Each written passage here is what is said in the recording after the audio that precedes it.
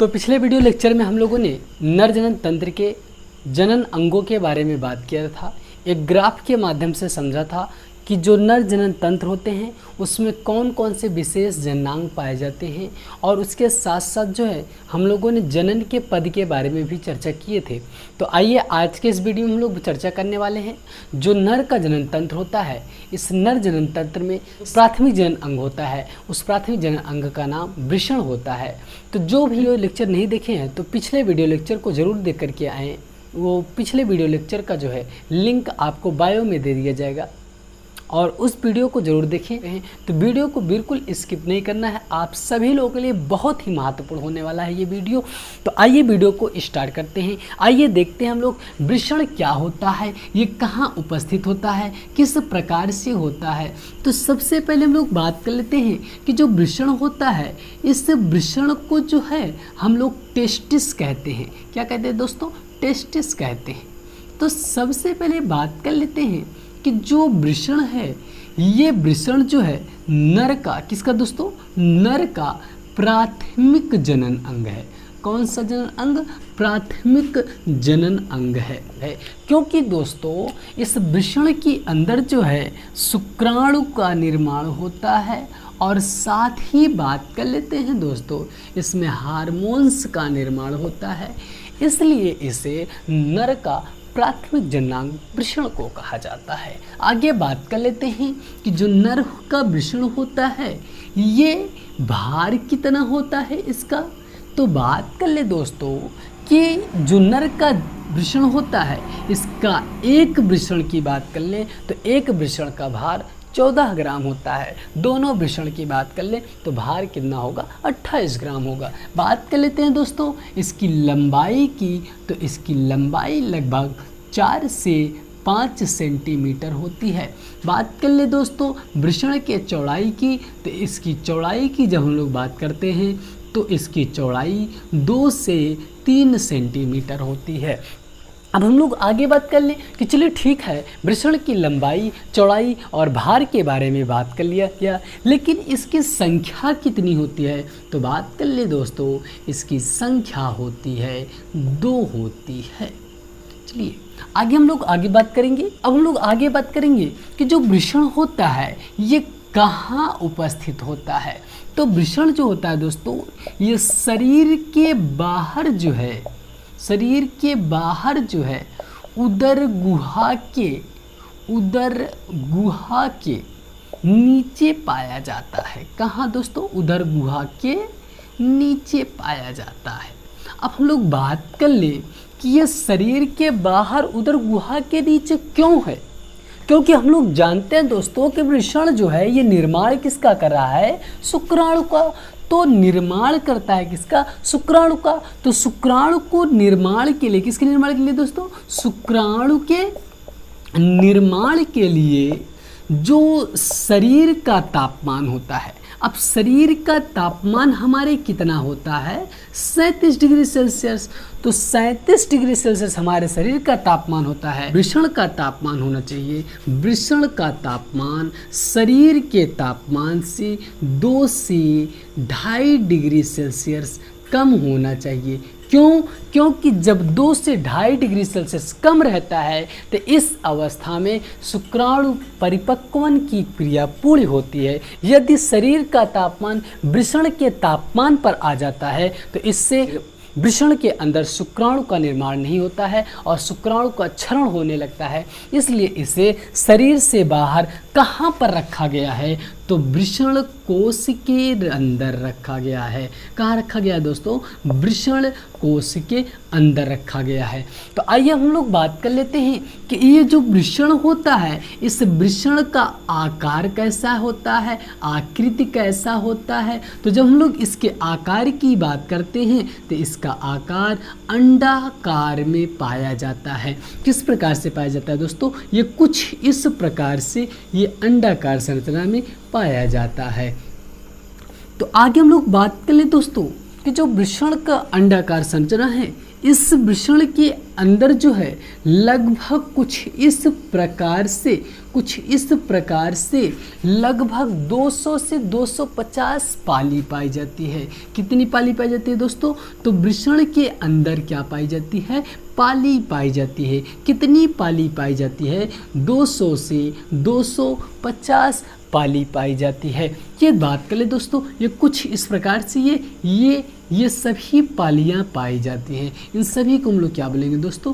पाली पाई जाती हैं। और इसकी संख्या एक वृषण के अंदर इसकी संख्या कितनी होगी दोस्तों? तो 200 से 250 होती है। तो अब हम लोग बात कर ले दोस्तों कि ये जो पाली है, एक पाली की बात कर ले, ये एक पाली है, तो एक पाली के अंदर बहुत अति कुंडलित जो है, कुछ इस प्रकार से अति कुंडलित जो है नलिका पाई जाती है। क्या पाई जाती है दोस्तों? इसके अंदर अति कुंडलित नलिका पाई जाती है। और इस नलिका का नाम क्या दिया जाएगा दोस्तों? शुक्र जनन नलिका दिया जाए। ये जो शुक्र जनन नलिका है, इस शुक्र जनन नलिका के भीतर की ओर बात कर लेते हैं। किस तरफ बात कर लेते हैं दोस्तों?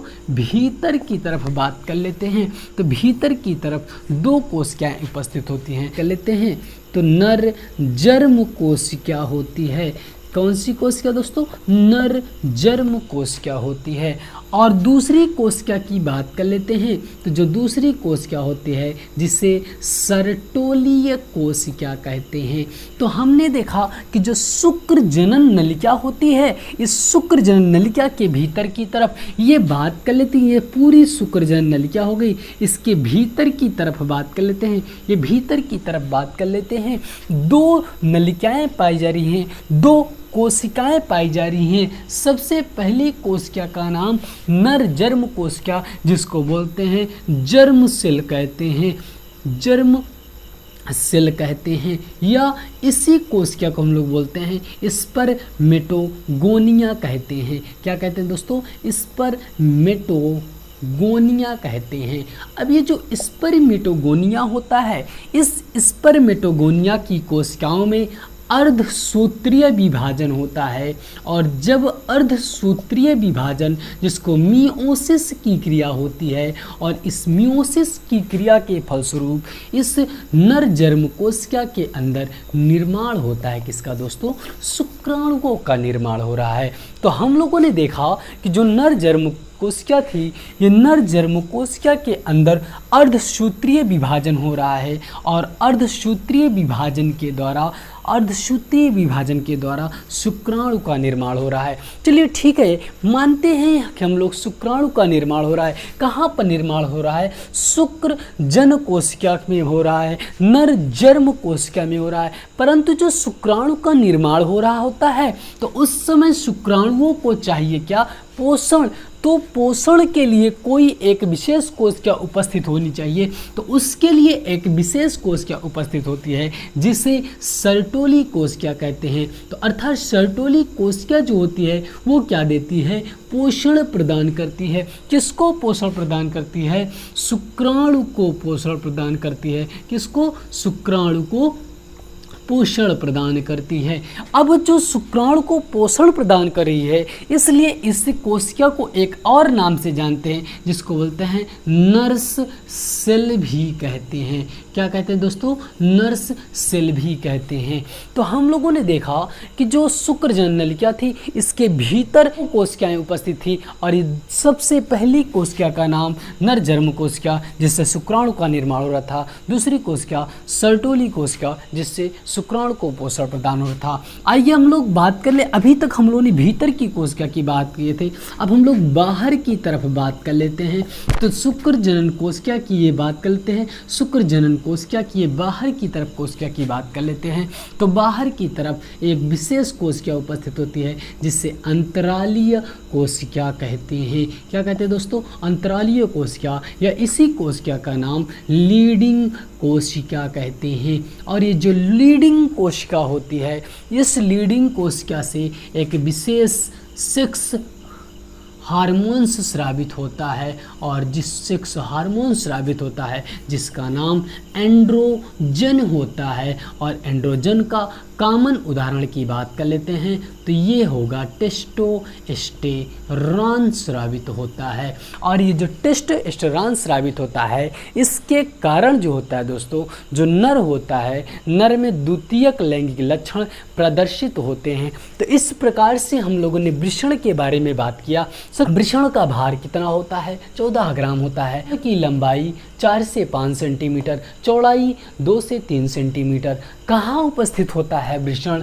उदर गुहा के बाहर थैले जैसे संरचना में। थैले जैसे संरचना का नाम क्या होगा? वृषण कोश। उसके अंदर शरीर से बाहर क्यों रहता है? क्योंकि शुक्र जनन के लिए शरीर के तापमान से 2 से 3 डिग्री सेल्सियस तापमान क्या होना चाहिए? कम होना चाहिए, इसलिए इसे शरीर से बाहर रखा गया है। आगे हम लोग बात कर लेते हैं, इसके आकार की बात कर लेते हैं तो अंडाकार पाया जाता है। अंदर कितनी पालियां उपस्थित होती हैं? तो 200 से 250 पालियां पाई जाती हैं। पालियों के अंदर क्या उपस्थित होता है? अतिकुंडलित नलिका उपस्थित होती है। और इस अतिकुंडलित नलिका का नाम क्या होगा? शुक्र जनन नलिका। और शुक्र जनन नलिका के भीतर वाली कोश, कितनी कोशिकाएं उपस्थित होती हैं? 2 कोशिकाएं, नर जर्म कोशिका जिससे शुक्राणु का निर्माण होता है, सर्टोली कोशिका जिससे शुक्राणु पोषण प्रदान करता है, अंतरालीय कोशिका जिससे एंड्रोजन हार्मोन स्रावित करता है। तो पूरे कहने का मतलब ये था, इस शुक्र जनन कोश नलिका में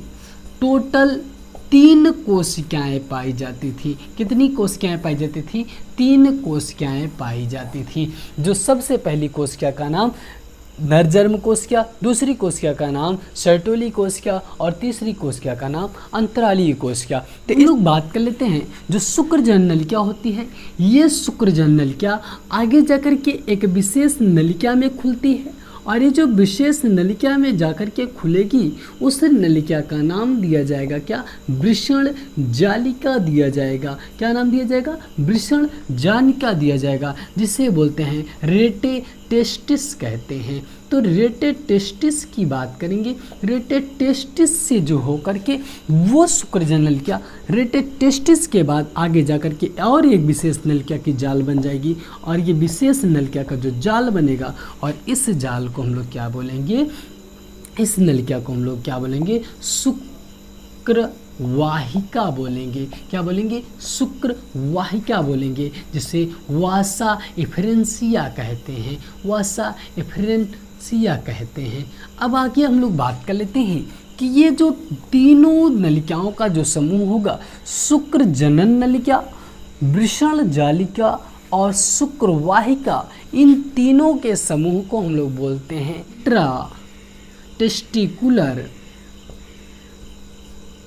इंट्राटेस्टिकुलर ट्यूब्यूल्स दिया जाएगा।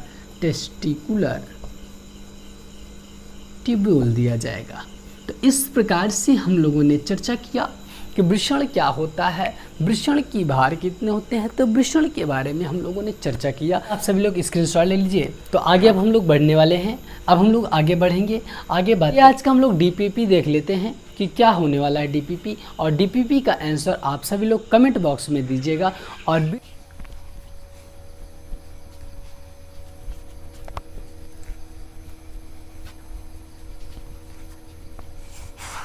सबसे पहला डीपीपी है। सबसे पहले डीपीपी की बात करते हैं तो सबसे पहला डीपीपी होगा, अणु होता है शुक्राणु को पोषण कौन सी कोशिका देती है? कोशिका देती है एस्टेरॉन है। टेस्टोस्टेरॉन हार्मोन्स होता है। ये टेस्टोस्टेरॉन हार्मोन्स कहाँ से स्रावित होता है? अगले की बात कर लेते हैं। अगला डीपीपी होगा हमारा। अगले डीपीपी की हम लोग चर्चा करेंगे। तो अगला डीपीपी होने वाला है हमारा कि जो वृषण होता है, वृषण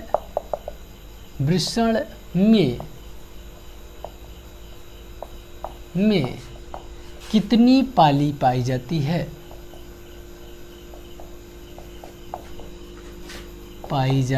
आज का डीपीपी। तो मिलते हैं अगले वीडियो के साथ।